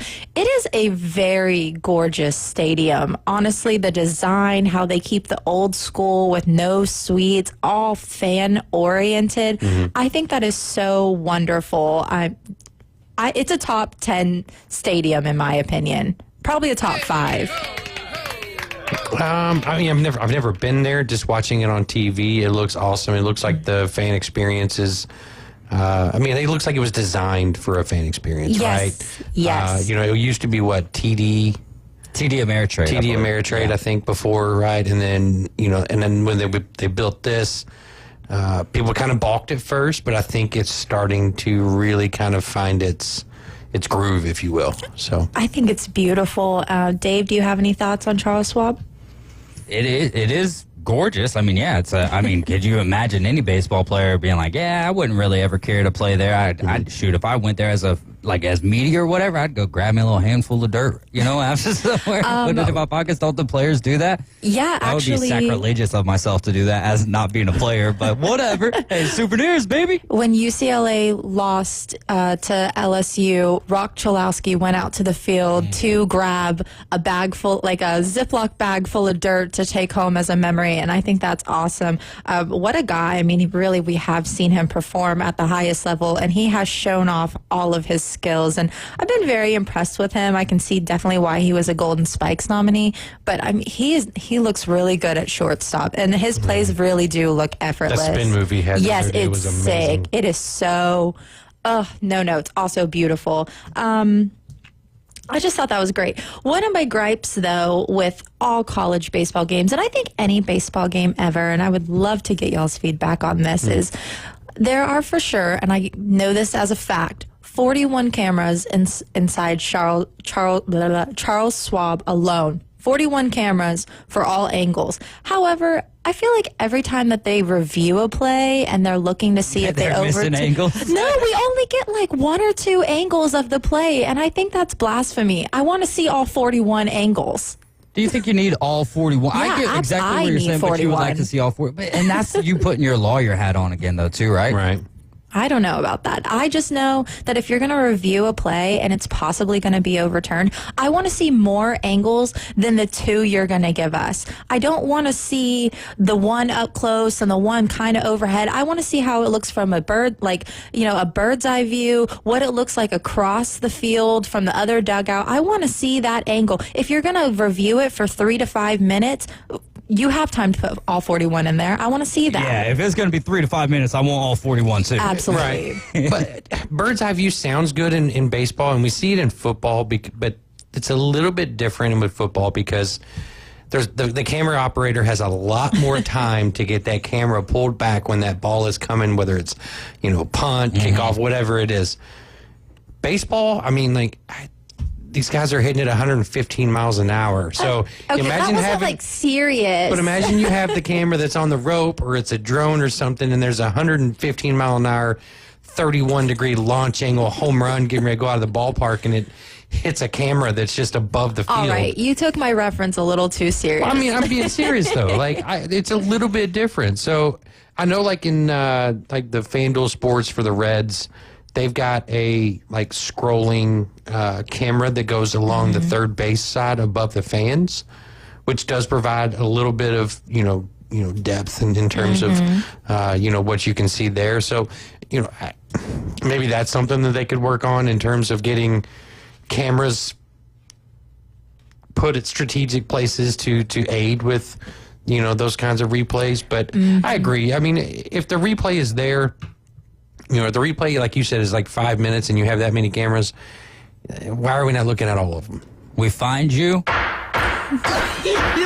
Guilty. Come on now, College World Series. We need all 41 angles, at least when we're in the College World Series. Mm-hmm. At least. If you're really going to review it for that long, my personal opinion is show us a few more angles than the 2 to 3 that we maybe always get. Because some of those other angles that they do provide, because they don't always show the same angle either. They will show you a different one. Mm-hmm. Show, a different camera where it's pointing. Show us a little bit more. If you've got it to work with, why can't we see it? But one angle I really, really do love is the ump cam. More ump cam on a possible strike 3, please. I think there is actually a channel on ESPN where you can watch the game strictly from the ump cam. It is a good view, but I don't think I'd want to watch the whole game. Yeah, because you don't get to see some of the great plays and whatnot. But it would be interesting if they could pair up the commentary with the ump cam. I don't know if they do or not. It also depends on the pitcher, right? If we're talking, Paul Skeens is up there on the mound, yeah, that's something I want to see. I think just the interesting aspect of it, though, of watching it and watching how hard, you could watch that game from the ump cam the whole time, and try to keep track of what, turn the volume all the way down. Don't know what the count is. Right. Try to keep track of the balls and strikes, and then realize how hard it is to call these games, especially at that level. So you're telling me they don't have that box that's in front of them? Oh, that's they do. Real? But that's just in their glasses, That's just they're all wearing Meta MI or AI glasses or something. All right. Well, speaking from the other angle of that, AG, I know you wouldn't be able to see it from an ump cam, but I would. They did a breakdown today, actually, of Coastal's catcher, Caden Bodine. Sorry if I'm not saying his name right, but they did They did a breakdown of the way he catches and the way he preps and just how he plays in the game and how he conforms to his pitchers and where he starts his glove to try to push a possible strike. And the kid is top notch. I really hope he does win the Buster Posey Award. The way he prepares and, knows his pitching staff. I mean, that is a lot of work to put in, and give credit where it's due. It was a beautiful watch. I really, really enjoyed him breaking down the way he prepares for his pitches. I thought it was so cool. If anyone has time and you want to know what I'm talking about, I'm sure you can go back and look it up, but it's like a full breakdown of where he starts his glove to end his glove and knowing what pitch is being called and how he adjusts to the pitch being called as well. I mean, it was really interesting. Yeah, and kudos to that kid. He calls a heck of a game. He's great defensively. He's probably going to get drafted somewhere in the early rounds. Absolutely. But you know what? Watching that game today, Louisville versus Coastal Carolina, thriller. They kept talking They kept talking about the starting pitcher for Coastal Carolina and how he emulates Greg Maddux and watches his Netflix special or whatever it was once a month, and I was like, man, I really want to beat this guy. You know, there was another really crazy stat from the weekend, and hang on, I got to pull his name up, but they were talking about what he did to gain 30 pounds in the off season and what he does to keep on weight. And hang on, I've got to find his name. I know it's Dax Whitney. The Oregon State starting pitcher. Yes, he door dashes 4 times a day, they said. How much do you think he spends in DoorDash alone? I tried to do the math on it. I tried to DoorDash might be his NIL sponsor. No, literally. I tried to do the math, and if you actually break it down, it comes, if you were to DoorDash 4 times a day, at least $30 on the entire meal, it comes out to around like $30,000 plus dollars. That's nuts. That is nuts. I bet the DoorDash driver sometimes is just like, bro, can I get a day off? No, they're fighting. No, probably, literally. because he's tipping with college money. Yeah, he's tipping with NIL. So I'm sure they're like, oh, it's like that Amazon commercial with the Uber Eats, and they like meet up at the same time. They're like, oh, you again? That's probably how they treat Dax Whitney. Yeah, I just missed the whole point. No, I got you, buddy. I got you. I did. Did you hear it? I did. Okay. What happened then? Mo was talking. You were interrupting. No, that's not what happened. Y'all interrupted my sounder, and I'm trying to be flawless today on the board, and you keep messing things up. But let's go back to Morgan. Hey, Pookie. This guy. I'm crushing it today. You are crushing it. I have like 2 more really interesting things. In this entire, Men's College World Series, the 9th innings have been very key in a lot of these matchups, and all of these games have been absolutely fantastic across the board. Don't get me wrong, I've enjoyed every single one of them. I've only missed 1 game out of the 10 games so far, and I went back to watch it while I was at the gym one day, so I didn't even technically miss it. But the 9th inning has been so critical to so many teams. They were critical to y'all the other day. I mean, there's so much going on all the time. Is there anything you've taken away from the 9th inning? Because I know you've watched just as much as I have. Yeah, it's the cream rises to the top, right? I mean, you see some of the best baseball teams in America are there in Omaha, and backs against the wall, and they're going for it. Dan McDonald in the 6th inning of that game when we scored 6 runs in the 8th inning, right against Arizona, and we did it against the best relief pitcher in the nation at that point. And he tells his team, now is the time. Like, this is what we're here to do. We're here to win this game, and we have to keep chopping away at it. And I think that's what all of these teams are doing when they see their backs against the wall. I mean, Oregon State yesterday against Louisville, they're down 6-2 or 6-3, excuse me, and came back to tie it. And Ava Arquette, who was phenomenal by the way, yes, top 5 pick, hits the leadoff home run, and then all of a sudden the floodgates open, right? And then Louisville has a chance to come back in the 9th, and they do. So shout out Eddie King Jr. Let's go. Shout out. Love that kid. He reminds me of Eric Davis from the Reds. Kind of looks like you with that jersey on. But he reminds me of Eric Davis. I think that's why I like the kid. But no, it's been really, really exciting, and I only hope that whomever plays against Coastal Carolina, that we get 3 games, and I want 3 games of just intense, crazy fun baseball. I also really want all 3. I want a 1-1 and a split I want a 1-1 and a split all day. Please, I don't ask for that often, especially when the Ags are playing, but give me a good split. One more 17 innings on Monday? No, I don't want to be up till midnight. I'd like to actually go to bed on the weekday, but on a Friday, on a Saturday, all day. Or right. start the game at 11. 11:03 pitch time. One more super fun fact that they talked about today while I was watching the Coastal game, and I thought this was just really, really cool, and we just can't pass over this. I know there's so much attention on Coastal, but Coastal deserves its credit as well. Just really quick, and then I'm going to get to my point. They have the most hit by pitch in a single season. They are now sitting at 176 hit by pitch, and that's insane to me. What a stat and what a thing to work on as well. Something to prioritize, and they have really benefited from the HBP. Anyways, only 8 teams have won the Men's College World Series in their first 2 appearances. I'm going to give both of you a chance to guess at one of the 8 or as many as you think you can get. Texas. Let's Coastal go. Carolina has a chance to LSU. What's the rephrase the question, or not rephrase it, but ask it again for me? Only 8 teams have ever won the Men's College World Series in their first 2 appearances. Okay. Who are they? I'll go Oregon State. No? No. Okay. Texas. Texas for sure. is on there. So I'm just going with the West Coast teams right now. USC. Nope. You're on the right side of the country. UCLA. Do you want me to give you guys the answer? Cal State Fullerton. Cal is on there.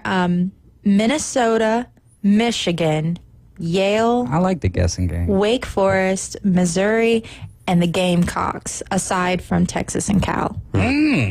Interesting. I thought that was a really fun, crazy, cool stat. So would Coastal Carolina be the, and I know you probably don't have this answer in front, but maybe you did look it up. Would Coastal Carolina be the first team to win? Is this their second appearance in the College World Series? This is their second appearance, so this would make them team number 9. Oh, okay. This would make them team number 9 in history. Oh, so it's not winning 1, it's winning 2 in your first 2. Yes, it's winning going there and winning the whole in both of your appearances. Yes. Gotcha. Yes. That would be really cool for Coastal Carolina, because Coastal Carolina, Cal State, Fullerton on there, right? But outside of that, they're all pretty name brand schools. Yeah, they're definitely, you know the name when you hear it, for sure. Yeah.